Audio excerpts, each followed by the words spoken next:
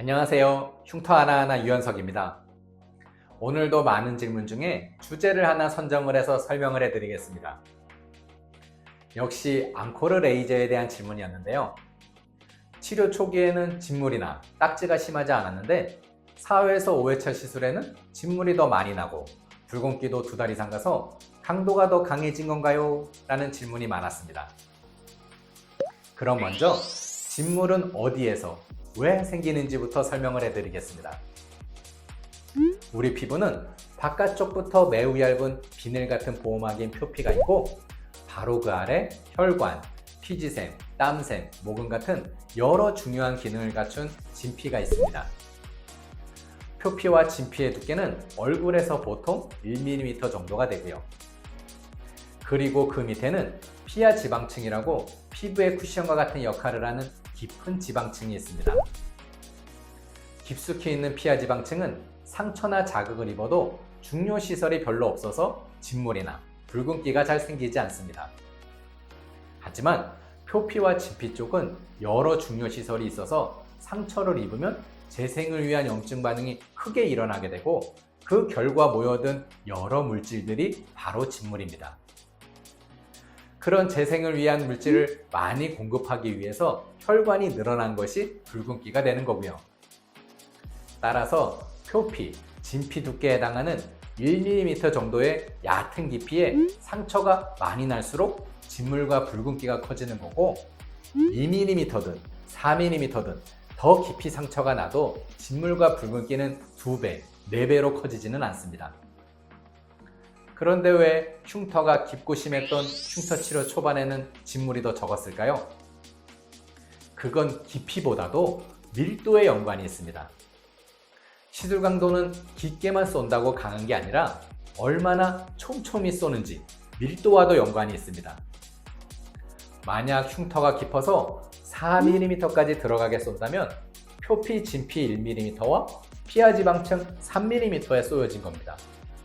하지만 이런 깊은 강도에서는 밀도가 5% 이내가 되며 즉 피부 면적의 5% 이내로만 듬성듬성하게 상처를 냅니다.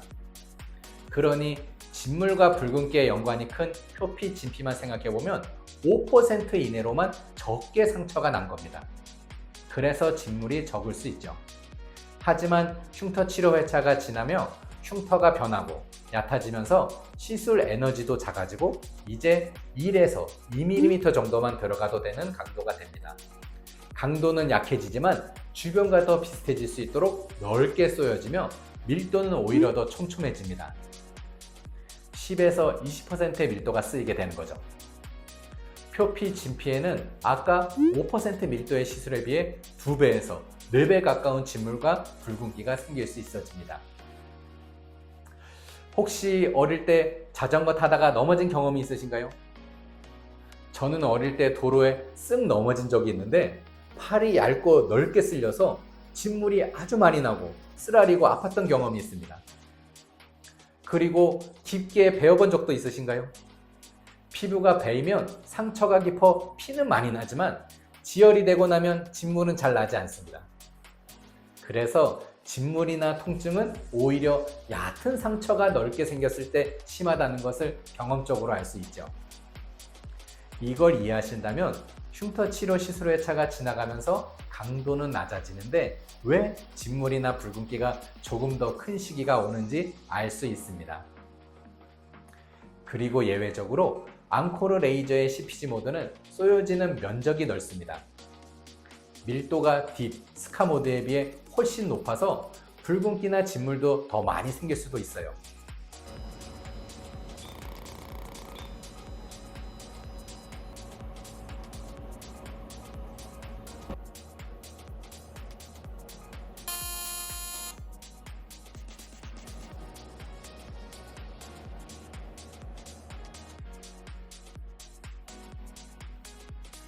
진물이 너무 많아서 시스로 붙인 디오덤이 진물로 넘쳐 흐르면 디오덤 내에 동굴처럼 빈 공간이 생길 수 있고 피부가 보습이 안 되고 마르면서 붉은기가 더 오래 갈 수도 있으므로 이렇게 디오덤이 벌어지는 경우에는 떼고 새로운 디오덤으로 교체하는 것도 좋습니다. 오늘은 흉터 치료 시 레이저 강도, 밀도, 진물에 대한 이야기를 해드렸습니다.